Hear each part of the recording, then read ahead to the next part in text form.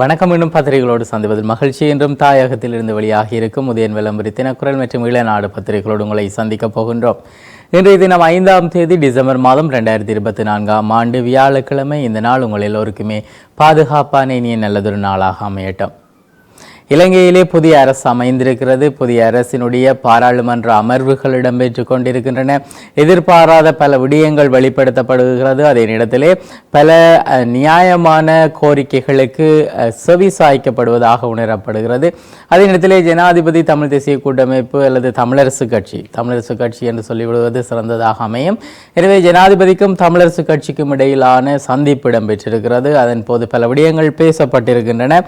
அவற்றையும் நாங்கள் இன்றைய தினம் விரிவாக பார்க்க இருக்கிறோம். அதே நேரத்தில் நீண்ட காலமாக எதிர்பார்த்திருந்த இந்த பார் பெர்மிட் தொடர்பான விடயங்கள் வெளிப்படுத்தப்பட்டிருக்கிறது. அதன் மூலமாக வடக்கு கிழக்கிலே எத்தனை பேருக்கு பார் பெர்மிட் வழங்கப்பட்டிருக்கிறது, யார் யாருக்கு வழங்கப்பட்டிருக்கிறது என்கின்ற தரவுகளும் வெளிக்கொணரப்பட்டிருக்கிறது. இதன் அடிப்படையிலே பல பெரிய வியாபாரிகள் அங்கே இப்பொழுது வெளிப்படுத்தப்பட்டிருக்கிறார்கள். அவர்களோடு நெருக்கமான அரசியல்வாதிகள் யார் என மக்களை ஆராய்ந்து முடிவெடுக்கக்கூடிய அளவுக்கே அந்த விடயம் இருக்கிறது. ஆனால் அரசால் யார் சிபாரிசு செய்தார்கள் என்கின்ற விடயம் வெளிப்படுத்தப்படவில்லை. ஆனால் யார் யாருக்கு பார் பெர்மிட் வழங்கப்பட்டிருக்கிறது என்கின்ற விடயங்கள் வெளிப்படுத்தப்பட்டிருக்கிறது. எனவே இந்த விடயங்கள் அடுத்தடுத்து வரக்கூடிய பல அரசியல் மாற்றங்களுக்கு துணை புரியும் என்கின்ற ஒரு நம்பிக்கையோடு நாங்கள் இன்றைய பத்திரிகைக்குள்ளே நுழையலாம். முதலிலே உதயன் பத்திரிகையின் தலைப்பு செய்தியாக தரப்பட்டிருப்பது மாகாண சபைகளுக்கு அடுத்த வருடம் தேர்தல், காணி விடுவிப்பில் கூடுதல் கரிசனை, அரசியல் கைதிகள் விடுவிக்கப்படுவர், தமிழரசு கட்சியினரிடம் அனுர உறுதி என சொல்லப்படுவதாக அந்த செய்தி அமைய பெற்றிருக்கிறது. 2025ஆம் ஆண்டில் கட்டாயம் மாகாண சபை தேர்தல் நடத்தப்படும் என்று அதில் எந்த மாற்று கருத்துக்கும் இடமில்லை எனவும் ஜனாதிபதி அனுரகுமார திசாநாயக்க தெரிவித்திருக்கிறார்.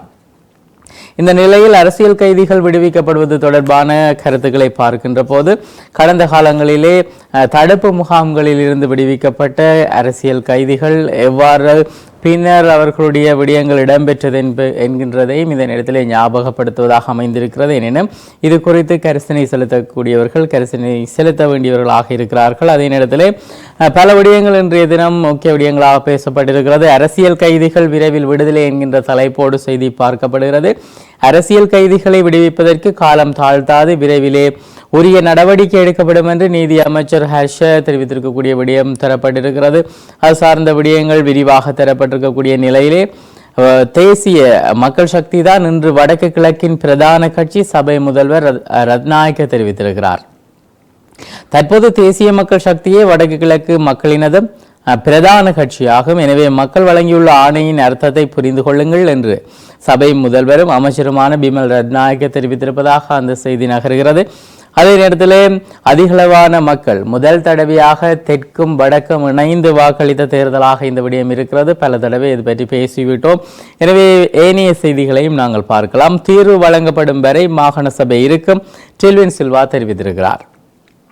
தமிழர்களுக்கு தீர்வு வழங்கும் வரையிலே மாகாண சபை முறைமை நடைமுறையில் இருக்கும். கலந்துரையாடல்கள் இடம்பெறாமல் மாகாண சபை முறைமை நீக்கப்படாது என்று டில்வின் சில்வா தெரிவித்திருக்கிறார். எனவே இந்த மாகாண சபை முறைமை நீக்குவது 13ஐ நீக்குவது என பல குழப்ப கருத்துக்கள் அண்மையிலே முன்வைக்கப்பட்டிருந்தன. பின்னர் இப்பொழுது அது தெளிவுபடுத்தப்பட்டிருக்கிறது. அரசின் கொள்கை பிரகடனம் வாக்கெடுப்பின்றி நிறைவேற்றப்பட்டிருக்கிறது. அது குறித்த செய்திகளை ஏனைய பத்திரிகைகளிலே நாங்கள் விரிவாக பார்க்க முடியும்.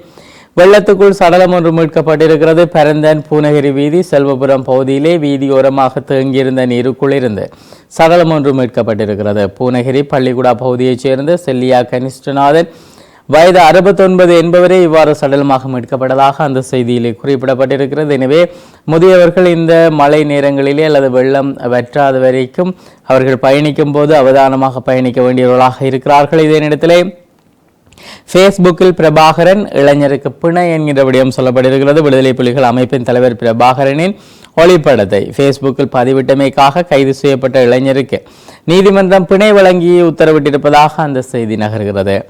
யாழ்ப்பாண கடற்பரப்பிலே பெருமளவு கஞ்சா மீட்கப்பட்டிருக்கிறது. யாழ்ப்பாண கடற்பரப்பிலே 75 மில்லியன் ரூபாய் பெறுமதியிலான சுமார் 188 கிலோ 350 கிராம் கேரள கஞ்சா பொதி மீட்கப்பட்டிருப்பதாக அந்த செய்தி நகர்கிறது.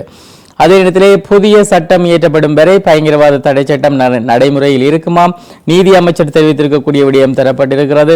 அதே நேரத்தில் 5 கோடிக்கு புகையிலை வாங்கியவர் தலைமறைவு, தேடி பிடித்தது போலீஸ் என்கின்ற விடயம் தரப்பட்டிருக்கிறது. ஊர்காவல்துறை பகுதியைச் சேர்ந்த புகையிலை செய்கையாளர்களிடம் புகையிலையை கடன் அடிப்படையில் கொள்வனவு செய்து 5 கோடி ரூபாவுக்கு மேல் நிலுவை வைத்துவிட்டு தலைமறைவான பிரதான சந்தேக நபர் கைது செய்யப்பட்டிருப்பதாக அந்த செய்தி நகர்கிறது. கச்சாய் ஊரெல்லை சாவகச்சேரி நகரசபையால் வெள்ள நீர் வெளியேற்றல் என்கின்ற விடயம் சொல்லப்பட்டிருக்கிறது. சாவகச்சேரி நகரசபையின் எல்லைக்குட்பட்ட கச்சாய் ஊரெல்லை பகுதியிலே தேங்கி நின்ற நீர் சாவகச்சேரி நகரசபையின் வழிகாட்டுதலிலே அகற்றப்பட்டதாக அந்த செய்தி சொல்லப்பட்டிருக்கிறது. அதனிடத்திலே வடக்கு மாகாணத்துக்கு 57 பார் அனுமதி பத்திரங்கள் வழங்கப்பட்டிருக்கிறது. இது குறித்து முச்சந்தி முரளியும் தன்னுடைய கருத்திலும் சில விடயங்களை பதிவு செய்திருக்கிறார். பார் போற்றின பூமியில இப்ப பார் போட்டு திரியினம் கண்டியலோ என அவர் தன்னுடைய கருத்தை பதிவு செய்திருக்கிறார். முன்னாள் ஜனாதிபதி ரணில் விக்ரமசிங்கவால் வடக்கு மாகாணத்துக்கு 57 பார் அனுமதி பத்திரங்கள் வழங்கப்பட்டுள்ளதாக நாடாளுமன்றத்தில் நேற்று வெளிப்படுத்தப்பட்டிருக்கிறது.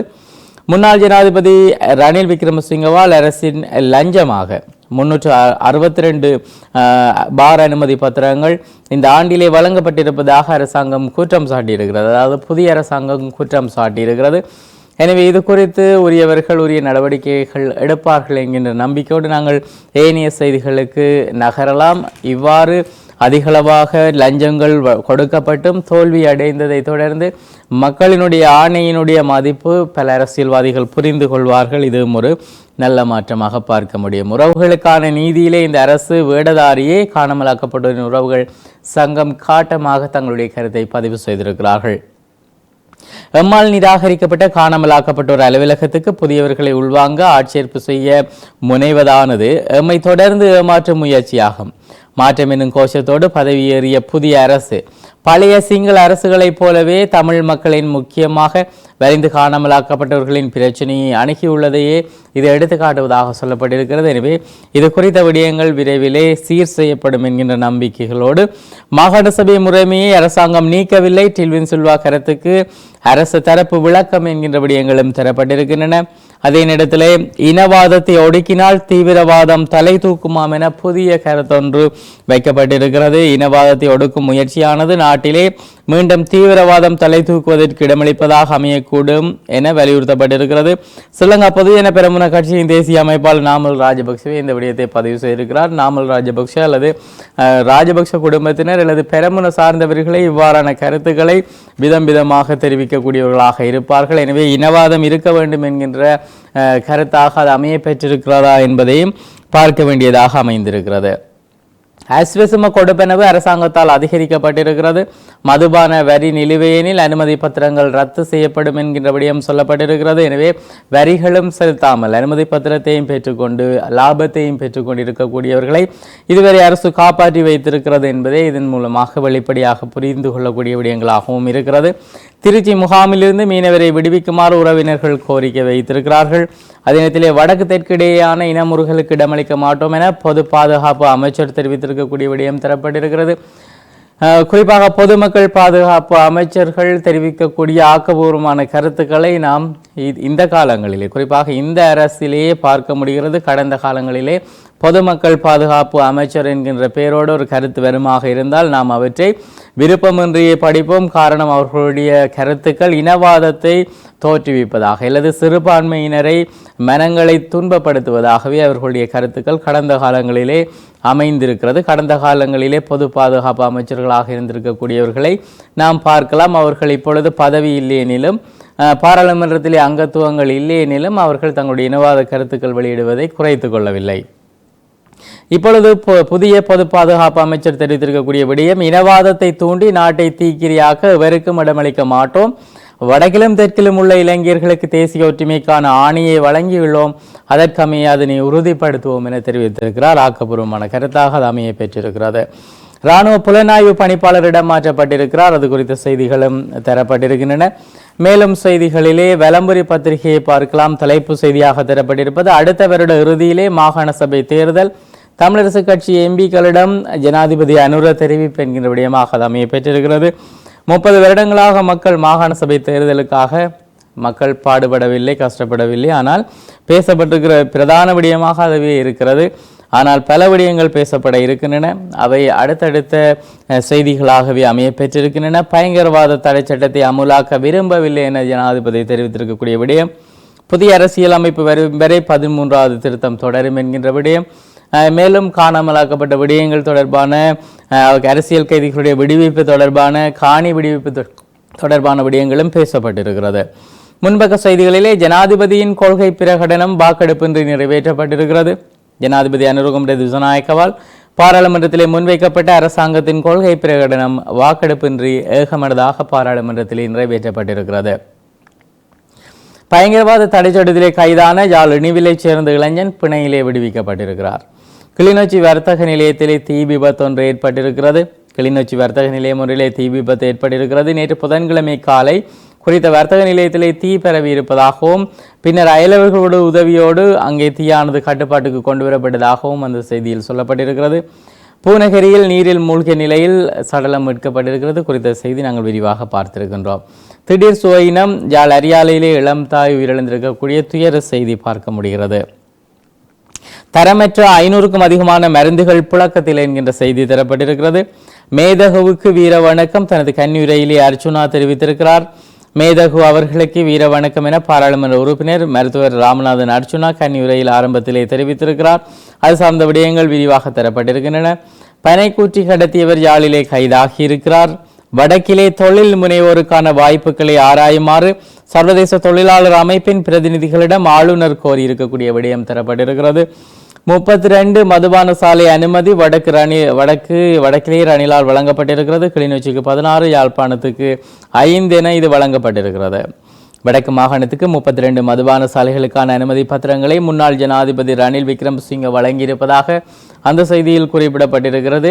குறிப்பிட்ட வழங்கப்பட்டிருக்கக்கூடியவர்களுக்கு யாரோடு அதிக நெருக்கமாக இருக்கிறது என்பதை குறிப்பாக மக்கள் அறிந்து கொள்வார்கள். எனவே அவை விரைவிலே வெளிப்படுத்தப்படும். இது விளம்பரி பத்திரிகையின் முன்பக்க செய்தி. உட்பக்க செய்திகளிலே சீரற்ற காலநிலை காரணமாக 100க்கும் மேற்பட்ட கால்நடைகள் உயிரிழந்திருக்கிறது. இது பலருடைய தொழில் வாய்ப்புகள் அல்லது பலருடைய வாழ்வாதாரத்தை சேதமாக்கி இருக்கிறது. அதே நேரத்தில் புதுப்பிக்கத்தக்க மின் சக்தி திட்டங்கள் சமர்ப்பிக்கப்பட்டது. ஆய்வறிக்கை என்கின்ற விடயங்கள் தரப்பட்டிருக்கின்றன. அதே நேரத்தில் அரிசிக்கு தட்டுப்பாடு ஏற்பட வாய்ப்பு இருப்பதாக சொல்லப்பட்டிருக்கிறது. ஏற்கனவே தேங்காய்க்கு தட்டுப்பாடு விலை அதிகரிப்பும் இடம்பெற்றிருக்கிறது. சமூக ஊடகங்களிலே இனவாதம் தூண்டும் மொட்டுக்கட்சி சுட்டிக்காட்டிய அமைச்சர் நலிந்த என்கின்ற விடயம் தரப்பட்டிருக்கிறது. போலீஸ் விசாரணைகளின்படி தடை செய்யப்பட்ட அமைப்புகளின் சின்னங்களை சமூக ஊடகங்கள் ஊடாக விளம்பரப்படுத்துபவர்களிலே கணிசமானவர்கள் ஸ்ரீலங்கா பொதுஜன பெரமுனவை சேர்ந்தவர்கள் என அமைச்சரவை ஊடக பேச்சாளர் சுகாதார மற்றும் வெகுஜன ஊடக அமைச்சர் நலிந்த ஜெயசூச தெரிவித்திருக்கிறார். எனவே அப்படியானவர்களை உடனடியாக கைது செய்து சிறையில் அடைப்பதே இதற்கான தீர்வாக அமையும். எனவே பெரமுன சார்ந்தவர்கள் இன முறுகலை ஏற்படுத்தும் வகையிலே இவ்வாறான கருத்துக்களை வெளியிடுகிறார்கள். அதே போல எங்களுடைய பிரதேசங்களிலே சமூக வலைத்தளங்களாக இருக்கக்கூடிய ஃபேஸ்புக், டிக்டாக் தளங்களிலே தமிழக விடுதலை புலிகளுடைய பாடல்கள் மற்றும் அவர்களுடைய சீருடைகளோடு முன்னாள் போராளிகள் மாவீரர்களுடைய படங்கள் பதிவேற்றப்படுவதும் சமூக விரோதிகளாக இருக்கக்கூடிய பலர் இந்த விடயத்தை செய்வதை நாங்களே பார்க்க முடிகிறது. குறிப்பாக சமூகத்திலே வாழ்வெட்டு மற்றும் தீய பல விடயங்களில் ஈடுபடக்கூடியவர்கள் இவ்வாறான பாடல்களை அதிக அளவிலே தங்களுடைய பக்கங்களிலே பகிர்வதையும் பார்க்க முடிகிறது. எனவே இதுவும் திட்டமிட்ட ஒரு இனமுறுகலை ஏற்படுத்துகின்ற செயலாக அமையுமா என்கின்ற விடயங்களும் பொறுத்திருந்து பார்க்க வேண்டியதாக இருக்கிறது. வடக்கில் ஒரு சட்டம், தெற்கில் ஒரு சட்டம், தயாசரி கண்டனம் என்கின்ற செய்தி சொல்லப்பட்டிருக்கிறது. வடக்கில் ஒரு சட்டம், தெற்கில் ஒரு சட்டம் நடைமுறைப்படுத்தப்படுவதாக பாராளுமன்ற உறுப்பினர் தயாசரி ஜெயசேகர தெரிவித்திருக்கிறார். அவருடைய கட்சிக்குள்ளேயே ஒரு சட்டம் இல்லை. எனவே இவர்கள் எல்லாம் கடந்த காலங்களில் அரசியல் செய்தவர்கள். எனவே ஏனைய செய்திகளை பார்த்துவிடலாம். தமிழ் மக்களின் அரசியல் உரிமை பிரச்சனைக்கு புதிய அரசியல் அமைப்பினூடாக தீர்வு கிட்டும் என்கின்ற விடயம் சொல்லப்பட்டிருக்கிறது. தமிழரசு கட்சி எம்பிக்களுடனான சந்திப்பிலே ஜனாதிபதி இந்த விடயங்களை தெரிவித்திருக்கிறார். சமஷ்டி கோரிக்கையை முன்வைத்த தமிழரசு எம்பிக்கள் என்கின்ற விடயங்களும் தரப்பட்டிருக்கிறது. தமிழ் மக்களின் அரசியல் உரிமை பிரச்சனைக்கு புதிய அரசியல் அமைப்பின் ஊடாக தீர்வினை காணலாம் என ஜனாதிபதி அனுரகுமார திசாநாயக்க கூறியிருப்பதாக நாடாளுமன்ற உறுப்பினர் தெரிவித்திருக்கிறார். அது சார்ந்த விடயங்கள் விரிவாக தரப்பட்டிருக்கின்றன. திருடப்பட்ட சொத்துக்களை மீட்க 3 புதிய சட்ட மூலங்கள் என்கின்ற விடயம் சொல்லப்பட்டிருக்கிறது. திருடப்பட்ட சொத்துக்களை மீட்பதற்கான 3 சட்ட மூலங்கள் உருவாக்கப்பட உள்ளதாக நீதி அமைச்சர் ஹர்ஷன் ஆணையக்கார பாராளுமன்றத்திலே தெரிவித்திருக்கிறார். சதோச ஊடாக 130 ரூபாவுக்கு தேங்காய் வழங்க நடவடிக்கை எடுக்கப்பட்டிருக்கிறது. மிகவும் சிறந்த நடவடிக்கையாக அது பார்க்கப்படுகிறது. வருமான வரி கணக்கை சமர்ப்பிக்க கால அவகாசம் என்கின்ற விடயம் சொல்லப்பட்டிருக்கிறது. அதாவது வருமான வரி கணக்கறியை சமர்ப்பிப்பதற்கான கால அவகாசத்தை நீடிப்பதாக உள்நாட்டு இறைவரி திணைக்களம் தெரிவித்திருக்கிறது. அதற்கமைய 2023-24 ஆண்டுக்கான வருமான வரி கணக்கை சமர்ப்பிப்பதற்கான கால அவகாசம் டிசம்பர் 7ஆம் தேதி வரை நீடிக்கப்பட்டிருப்பதாக அந்த செய்தியிலே குறிப்பிடப்பட்டிருக்கிறது. பிரபாகரனின் புகைப்படத்தை பகிர்ந்த விவகாரம், கைதான இளைஞன் பிணையிலே விடுவிக்கப்பட்டிருக்கிறார். பயங்கரவாத தடை சட்டத்தை வடக்கிலே மட்டுமல்ல தெற்கிலும் பயன்படுத்தாதீர்கள், நாடாளுமன்றத்திலே கஜேந்திரகுமார் கோரிக்கை என்கின்ற விடயம் தரப்பட்டிருக்கிறது. தமிழீழ விடுதலை புலிகள் அமைப்பில் இருந்து போரில் உயிர் நீத்தவர்களை தமிழ் மக்கள் நினைவு கூறுவது, ஜேவிபி நினைவு கூறல்களும் ஒரே மாதிரியானவை, அவற்றிலே வித்தியாசங்கள் இருக்க முடியாது என நாடாளுமன்ற உறுப்பினர் கஜேந்திரகுமார் பொன்னம்பலம் கூறியிருக்கிறார். எனவே நாடாளுமன்றத்தில் உரையாற்றும் போது அவர் மேற்கண்டவாறு இந்த விடயங்களை பதிவு செய்திருக்கிறார். இதனை திரிவுபடுத்தாமல் இனிவரும் நாட்களிலே சமூக வலைத்தள போராளிகள் இந்த கருத்துக்களை சரியான முறையிலே புரிந்து கொண்டு இதனை அவர்கள் பகிர வேண்டும். குருநகர் கடலிலே 183 கிலோ கஞ்சா மீட்கப்பட்டிருக்கிறது. வடக்கு தெற்குக்கு இடையே இனவாதத்தை தூண்டுவதற்கு இடமளிக்கப் போவதில்லை என கூறப்பட்டிருக்கக்கூடிய ஆக்கப்பூர்வமான செய்தி நாங்கள் ஏற்கனவே பார்த்திருக்கின்றோம். இந்த வருடத்தின் முதல் 10 மாதங்களிலே 361 மதுபான அனுமதி பத்திரங்கள் விநியோகிக்கப்பட்டிருக்கிறது. இது தேர்தலை இலக்காக கொண்டு லஞ்சமாக வழங்கப்பட்டதாக செய்திகளிலே வெளிப்படுத்தப்பட்டிருக்கிறது. நேற்றைய தினம் பாராளுமன்றத்திலும் இந்த விடயங்கள் சொல்லப்பட்டிருக்கிறது. உயிர்த்த ஞாயிறு தாக்குதல் குறித்த தகவல்கள் பல எங்களிடம் உண்டு என்கின்ற ஒரு தலைப்போடு செய்தி பார்க்கப்படுகிறது. உயிர்த்த ஞாயிறு தாக்குதல் குறித்து தன்னிடம் பல தகவல்கள் உள்ளதாக மட்டக்களப்பு நாடாளுமன்ற உறுப்பினர் சாணக்கியன் ராசமாணிக்கம் தெரிவித்திருக்கிறார். இதே போல இவ்வாறு கருத்து தெரிவித்து மைத்திரிபால சிறிசேன பல சிக்கல்களை சந்தித்திருக்கிறார். எனவே இதனை ஒரு பாடமாக கொண்டு சரியான கருத்துக்களை வெளியிட வேண்டிய தேவை இருக்கிறது. யாழ் மாவட்டத்திலே டெங்கு பரவல் அதிகரித்திருப்பதாகவும் உரும்பிராய் கோப்பாய் பகுதிகளிலே அதிக பாதிப்பு இருப்பதாகவும் சொல்லப்பட்டிருக்கிறது. நேற்றைய பத்திரிகைகளிலும் நாங்கள் பார்த்திருக்கின்றோம். கிளீன் ஸ்ரீலங்கா திட்டத்துக்கு உலக வங்கி உதவிக்கரம் என்கின்ற விடயம் சொல்லப்பட்டிருக்கிறது. அந்த திட்டம் பாராட்டப்பட்டிருக்கிறது. அதற்கான உதவிக்கரம் நீட்ட உலக வங்கி தயாராக இருக்கிறது. விமானத்திலே பயணியின் பணப்பையை திருடிய பணிப்பெண் கைதாகி இருக்கிறார். கட்டுநாயக்க விமான நிலையத்திலே ரத்னகல் வியாபாரி ஒருவரிடமிருந்து 13 லட்சம் ரூபாய் பெறுமதியிலான பணப்பையை திருடிய வீட்டு பணிப்பெண் ஒருவரை கட்டுநாயக்க விமான நிலைய போலீசார் கைது செய்திருப்பதாக அந்த செய்தியிலே சொல்லப்பட்டிருக்கிறது. பெண் போலீஸ் கான்ஸ்டபிள் மீது பாலியல் துஷ்பிரயோகம், உப போலீஸ் பரிசோதகர் கைதாகி இருக்கிறார். பெண் போலீஸ் கான்ஸ்டபிள் ஒருவரை பாலியல் துஷ்பிரயோகம் செய்த குற்றச்சாட்டிலே உப போலீஸ் பரிசோதகர் ஒருவர் கைது செய்யப்பட்டிருப்பதாக போலீசார் தெரிவித்திருக்கிறார்கள். அனுராதபுரம் உடமலுவ போலீஸ் நிலையத்திலே கடமையாற்றும் பெண் போலீஸ் கான்ஸ்டபிள் ஒருவரை பாலியல் துஷ்பிரயோகத்துக்குள்ளாகி இருப்பதாக அந்த செய்தியில் சொல்லப்பட்டிருக்கிறது. மக்களை காவல் காக்க வேண்டியவர்களை இவ்வாறான செயல்களிலே ஈடுபடுகிறார்கள். விளக்கமறியலில் வைக்கப்பட்டிருந்த கெலும் ஜெயசுமனுவுக்கு பிணை என்கின்ற விடயம் சொல்லப்பட்டிருக்கிறது. அதே இடத்திலே பல்வேறு முக்கிய செய்திகள் இன்றைய பத்திரிகைகள் இடம்பெற்றிருக்கின்றன. தேசிய மக்கள் சக்தி என்பது தமிழர் மக்கள் விடுதலை முன்னணியை தமிழர்களுக்கு எதிரான அரசியல் போர் தீவிரமாக்கப்படும் என்கின்ற சில அரசியல் ஆதாயம் தேடக்கூடியவர்களுடைய கருத்துக்களும் இன்றைய பத்திரிகைகளிலே பார்க்கப்படுகிறது.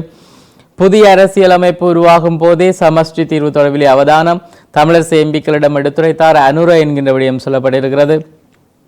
தமிழரசு கட்சியினரை சந்தித்த போது எடுக்கப்பட்டிருக்கக்கூடிய புகைப்படம் இணைக்கப்பட்டதாக அந்த செய்தி தரப்பட்டிருக்கிறது. வடக்கில் ஒரு நீதி, தெற்கில் ஒரு நீதி. குறிப்பாக சுதந்திர கட்சி இப்பொழுது சேதமாக்கப்பட்டிருக்கிறது. அவர்களுக்கென எந்த விதமான ஒரு பலமும் இல்லாத நிலையிலே அவர்கள் பல பிரிவுகளை சந்தித்திருக்கிறார்கள். அவர்கள் இவ்வாறான கருத்துக்களை பதிவு செய்திருக்கிறார்கள். எனவே அந்த கருத்துக்கள் குறித்து நாம் பெரிதாக பேசிக்கொள்ள தேவையில்லை. 13 ஒழிக்கப்படும் என நான் கூறவில்லை, பல்டி அடிக்கிறார் டில்வின் சில்வா என்கின்ற விடயம் தரப்பட்டிருக்கிறது. புதிய அரசியலமைப்பில் சிறந்த தீர்வு முறை நடைமுறைப்படுத்தப்படும் வரை 13வது திருத்தச் சட்டம் நீக்கப்படாது. அத்தொடர்பிலே சகல தரப்பினருடனும் ஆக்கப்பூர்வமாக கலந்துரையாடல்கள் நடத்தப்படும் என்றே நான் கூறினேன் என ஜேபிபியின் பொதுச் செயலாளர் டில்வின் சில்வா தெரிவித்திருக்கிறார். தமிழர்கள் புலிகளை நினைவு கூறுவதும் ஜேவிபி நினைவு கூறல்களும் ஒன்றே என சொல்லப்பட்டிருக்கிறது. எனவே இது எவ்வாறு ஒன்றாக அமையும் என்கின்ற கேள்விகளை மக்கள் கேள்விகளாக எழுப்புவார்கள். தமிழர் விடுதலை புலிகள் என்ன நோக்கத்தோடு என்ன விதமான ஆயுதங்களை கையாண்டார்கள், எப்படி கையாண்டார்கள் என்கிற விடயங்களையும் பார்க்க வேண்டியதாக இருக்கும். அதே நேரத்தில் ஜேவிபியினரும் இப்பொழுது ஆட்சியில் இருக்கக்கூடிய என்பிபியினரோடு தொடர்பானவர்களாக இருக்கிறார்கள். எனவே இதில் இருக்கக்கூடிய உண்மைத்தன்மைகளை ஆராய்ந்து அதற்குரிய மதிப்புகள் வழங்கப்பட வேண்டும். தமிழ் அரசியல் கைதிகளை அரசு விடுவிக்க வேண்டும், சாணக்கியன் எம்பி கோரிக்கை வைத்திருக்கிறார். அதே நேரத்திலே மதுபான அனுமதி பத்திர பட்டியல் நேற்று வெளியிடப்பட்டிருக்கிறது. ஆனால் அங்கே பெயர்கள் வெளியிடப்படவில்லை என்கின்ற விடயம் சொல்லப்பட்டிருந்தாலும் பெயர்கள் வெளியிடப்பட்டிருக்கிறது. யார்களுடைய பெயர்கள் வெளியிடப்பட்டிருக்கிறது என்றால் அந்த உரிமையாளர்களுடைய பெயர்கள், அந்த அனுமதி பத்திரத்தை பெற்றவருடைய பெயர்கள் வெளியிடப்பட்டிருக்கிறது. ஆனால் பரிந்துரைத்தவர்களுடைய பெயர்கள் வெளியிடப்படவில்லை. உக்ரைனில் சண்டையிடும் வடக்கு மாகாண இளைஞர்கள் அவதானம் செலுத்திய வெளிவார அமைச்சர் என்கின்ற விடயம் சொல்லப்பட்டிருக்கிறது. அண்மையிலே ரஷ்யா இதனை மறுத்திருக்கிறது. ஆனாலும் இப்பொழுது வெளிவார அமைச்சர் அது குறித்து கவனம் செலுத்தி இருக்கிறது. திருடப்பட்ட சொத்துக்களை மீட்க விரைவிலே 3 புதிய சட்டமூலங்கள், நீதி அமைச்சர் அதிரடி அறிவிப்பு. ஏற்கனவே நாங்கள் பார்த்த செய்தி. ராஜபக்ஷ காலத்தில் நடந்த குற்றங்கள், சிஐடியில் இருந்து மாயமான கோப்புகள் என்கிற விடயம் சொல்லப்பட்டிருக்கிறது. எனவே இவ்வாறான விடயங்கள் கடந்த காலங்களிலே அதிகமாக இடம்பெற்றிருக்கின்றன என்பது இதன் மூலம் புலனாகிறது. எனவே இந்த செய்திகளோடு நாங்கள் விடைபெறப் போகின்றோம். விடைபெற நான் ஹோஸ்டோ என்னுடைய கலையத்திலே சிவம் அவர்கள் இணைந்திருக்கிறார். மீண்டும் பத்திரிகைகளோடு உங்களை சந்திக்கிறோம். நன்றி.